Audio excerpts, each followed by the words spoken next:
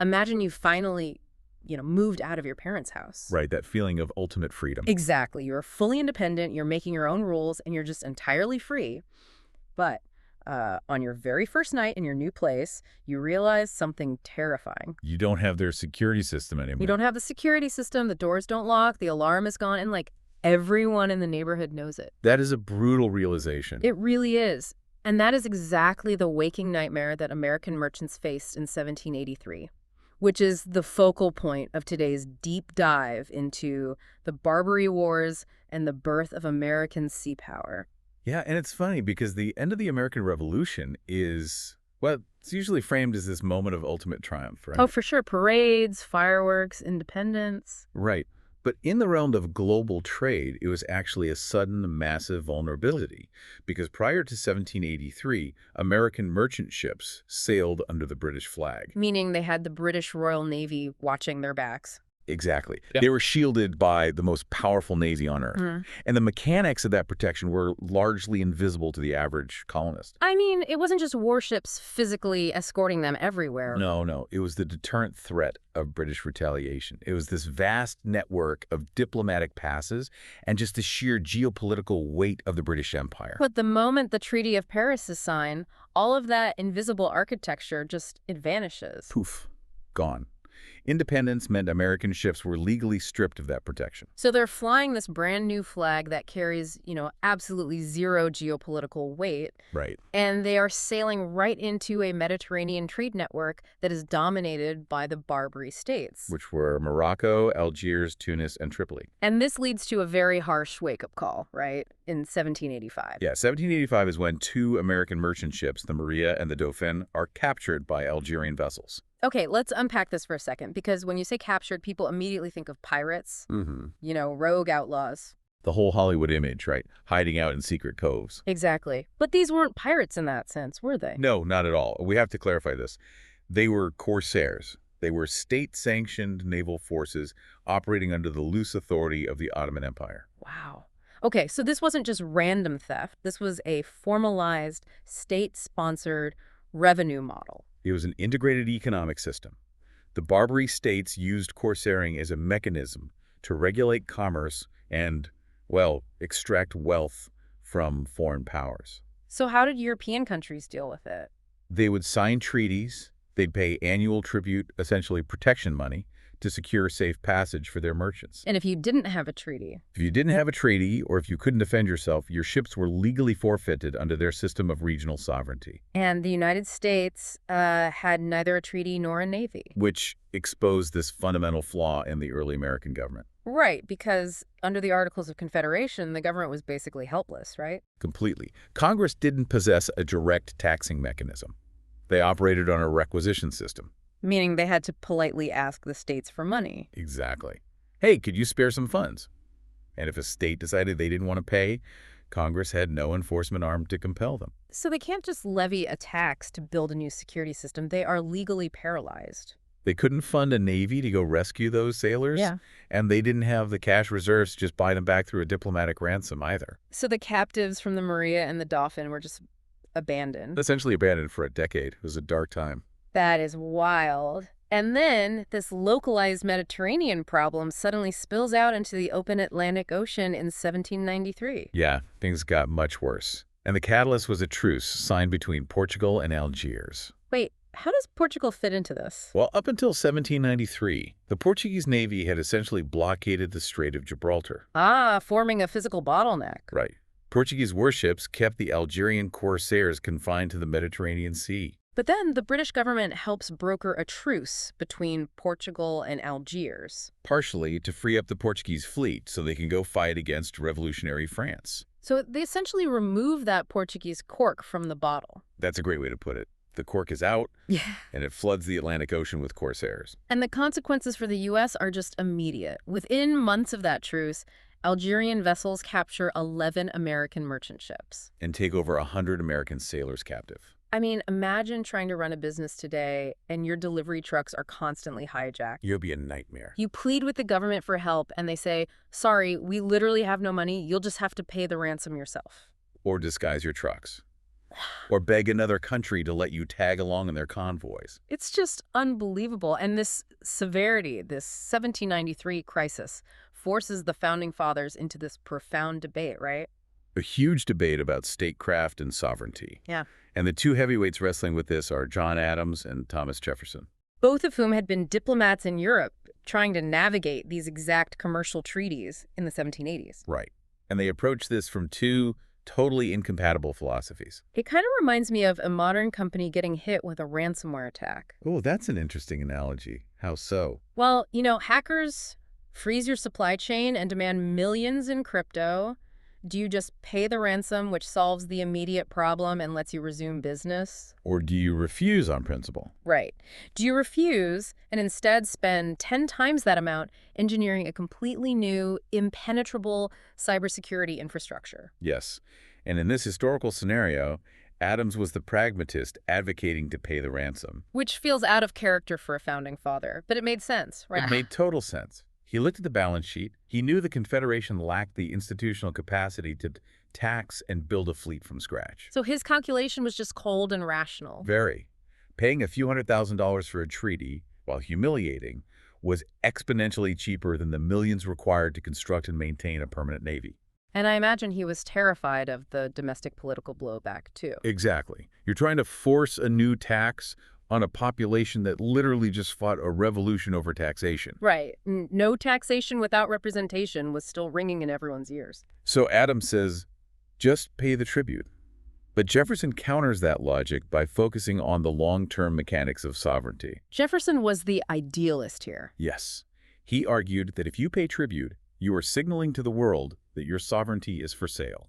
Basically saying that paying a ransom just sets a baseline for future extortion. You pay once, the demands will escalate. Precisely. Jefferson believed a true commercial republic had to possess the autonomous military capacity to protect its own trade routes. He even tried to build a multilateral coalition, right? Like teaming up with smaller European nations to blockade Algiers. He did, though that diplomatic effort ultimately collapsed. But it showed his mindset. He wanted to use force. So we have Adams arguing from immediate economic capacity and Jefferson arguing from long-term geopolitical principle. And here is where it gets really interesting. The historical irony is incredible, because the pragmatist who wanted to pay the tribute, John Adams, is the one who ultimately births the Navy. Yeah, the 1793 crisis tipped the scales. In 1794, Congress authorizes the Naval Act, which funded the construction of 6 heavy frigates, including the famous USS Constitution. Right. And even when a temporary treaty with Algiers was secured shortly after, Adams ensured the completion of the first 3 ships. Let's talk about those ships for a second, because the engineering is a really critical mechanism in this story. Oh, absolutely. The designer, Joshua Humphreys, knew the U.S. couldn't afford a massive fleet of 100-gun ships of the line to match the British or French. So he designed these 6 frigates to be technological anomalies. They were incredible, built using dense southern live oak, and they featured this diagonal cross-bracing in the hull. So they were heavier and carried more guns than standard European frigates. But they were still fast enough to escape the massive ships of the line.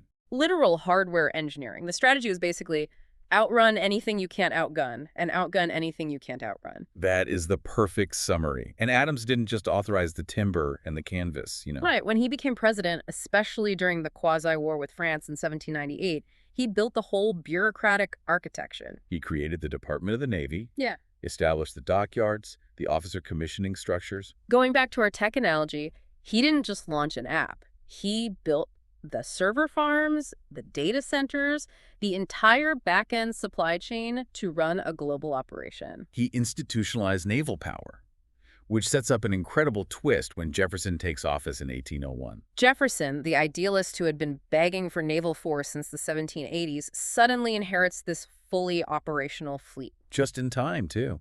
Because as soon as Jefferson takes the oath of office, the situation in North Africa deteriorates again. Pasha Yusuf Karamanli of Tripoli decides he's not getting enough tribute compared to Algiers. Right, he issues new demands. And when they aren't met, he formally declares war in May 1801. And he does it in a very dramatic way, right? Oh, yeah, by having his soldiers chop down the flagstaff at the American consulate. Talk about a clear message. So Jefferson finally has his Navy, and he immediately deploys a squadron across the Atlantic. He establishes a blockade around Tripoli. But blockading a port thousands of miles away from home is a logistical nightmare. And it leads to a massive disaster in October 1803. The catastrophic operational failure, The USS Philadelphia, one of those beautiful, heavy frigates, runs hard aground on an uncharted reef while chasing a corsair. which is the inherent risk of blockade duty. You have deep-draft ocean warships operating in shallow, unfamiliar coastal waters. And it resulted in the worst possible outcome. The Pasha captures the ship completely intact. Along with its captain, William Bainbridge, and 307 crew members. So now Tripoli holds an American super frigate and over 300 hostages. That is massive bargaining leverage. Immense leverage. The U.S. Navy knew they could not allow Tripoli to refit the Philadelphia and use it against the American squadron. They had to remove that piece from the board. Exactly. Which leads to February 1804. Lieutenant Stephen Decatur leads this wildly dangerous covert operation. This sounds like something out of an action movie. He sails a captured disguised ketch called the Intrepid right into Tripoli harbor at night. With a crew of volunteers, they sneak up, board the Philadelphia, overwhelm the guards, and just set the massive frigate on fire. They burn it right down to the waterline before escaping under heavy artillery fire from the shore forts. It was incredibly daring. But while Decatur neutralized the immediate threat of the ship, the overarching strategic problem remained. Right, because how do you force Tripoli to surrender when your heavy frigates can't even get close to the city because of the shallow harbor? And this is where Commodore Edward Preble enters the picture and fundamentally changes the tactical mechanics of the war. The sources describe Preble as this fiercely demanding, hot-tempered disciplinarian. Strike your matches, boys. That was him. He takes command of the Mediterranean squadron, looks at the geography, and realizes the heavy frigates alone are useless against the inner harbor. So he institutes a combined arms approach. He actually goes to the Kingdom of Naples and borrows a fleet of small, shallow-draft gunboats and bombard vessels. Oh, wow. So he integrates those into his attack plan. Exactly. The small gunboats could row directly into the shallow harbor to engage the corsairs at point-blank range. While the heavy frigates, like the Constitution, stayed in deeper water and just rained down heavy artillery fire on the city's shore batteries. It was a complete shift in tactical geometry, and he paired this naval bombardment with a land campaign. Right, the Marine legacy moment. In 1805, an American operative named William Eaton, along with Marine First Lieutenant Presley O'Bannon, assemble a mercenary force in Egypt And they march hundreds of miles across the Libyan desert. and capture the Tripolitan port city of Derna, which, for the listener, is the exact origin of the famous Marine hymn lyric To the Shores of Tripoli. And the tradition of the Mameluke sword. It all comes from this joint application of naval bombardment from Preble and ground pressure from Eaton. Which finally forces Pasha Karamanli to the negotiating table in June of 1805. Yes, a treaty is signed. It ends the requirement for the U.S. to pay annual tribute to Tripoli, and it secures the release of the Philadelphia captives. Okay, but hold on. Let's look at the fine print here. The sources detail that the U.S. government still had to pay a $60,000 ransom to get Captain Bainbridge and his men back. That is correct. As a taxpayer in 1805, I would look at that treaty and say, that is just tribute by another name. How is this a victory if we're still cutting massive checks and Algiers and Tunis are still operating under the old rules? Your assessment is completely accurate. It was not a definitive strategic victory. So it was just a localized compromise. Exactly. The tribute system remained largely intact across the wider Mediterranean. However, if we connect this to the bigger picture, the true value of the First Barbary War wasn't that 1805 treaty. What was it then? It was the creation of an elite officer corps. The Mediterranean theater functioned as a live fire academy for a generation of junior officers. Preble's boys, right? Preble's boys. Men like Stephen Decatur, Isaac Hull, Thomas McDonough. Because they were operating 4,000 miles from Washington, they couldn't wait 3 months for a letter telling them what to do. They had to learn independent command on the fly. They had to negotiate base access in places like Syracuse, manage impossible supply chains, and learn the mechanics of blockade under fire. So they take all of this brutal, real-world experience, and when the War of 1812 breaks out against Great Britain, these junior officers are now the senior commanders. And they take that institutional knowledge and use it to defeat British warships on the open ocean and the Great Lakes. They become national heroes. Which perfectly sets up the actual resolution to the Barbary crisis in 1815. Right, because while the U.S. was distracted by the War of 1812, Algiers took advantage of the Navy's absence and went right back to capturing American merchant ships. But the geopolitical landscape is totally different once peace is signed with Britain. Completely different. President James Madison goes to Congress, gets authorization, and sends a massive battle-hardened fleet back to the Mediterranean for the Second Barbary War. And the mechanics of diplomacy change entirely when you're backed by overwhelming immediate force, don't they? Night and day. The United States is no longer this weak confederation begging for Portuguese convoys. They arrive as a tested naval power. Stephen Decatur commands a squadron, and he doesn't mess around with a years-long blockade this time. No, he arrives, immediately intercepts and captures two major Algerian warships, and sails directly into the harbor at Algiers. And dictates the terms of the treaty from his own ship. No more annual payments, no more ransoms, immediate return of all property. And then he just sails to Tunis and Tripoli and extracts the exact same concessions. The contrast between the 1780s and 1815 is just absolute. They went from paralyzed and broke to projecting lethal force across the Atlantic and dismantling the tribute system permanently. It really highlights how enduring systems are often forged in the fires of crisis, political friction, and extreme improvisation. So what does this all mean? This entire deep dive has really been a masterclass in how a nation decides what independence actually requires. Definitely. Diplomacy bought them time. Adams built the physical institution. Jefferson deployed it. Preble professionalized it. And that younger generation proved its worth. It replaced a reliance on purchase security with an enduring institution of national power. But as we wrap up, I want to leave you, the listener, with a final thought to mull over. Something that builds on the broader implications of these wars. Right, because the treaties of 1815 definitively ended corsairing against the United States, but they did not immediately end the practice globally for every nation. That's a crucial point. Think about all the other newly independent or smaller maritime nations operating back then, the countries that did not possess the vast timber reserves or the tax base to engineer 6 heavy super frigates. They didn't have a John Adams to build them a security system. Exactly. If the United States barely escaped the ransom system by building this highly expensive military apparatus, what happened to the commerce of smaller, poorer nations? It raises a profoundly important question. Did the American defeat of the Barbary states actually pave the way for a safer, open ocean for everyone? Or did it simply serve to consolidate oceanic trade exclusively into the hands of a few massive, heavily armed global empires who could afford the price of entry? Whether the freedom of the seas is a universal right or simply a privilege reserved for those with the firepower to enforce it. It is a question that certainly echoes well beyond 1815. Thank you so much for joining us on this deep dive.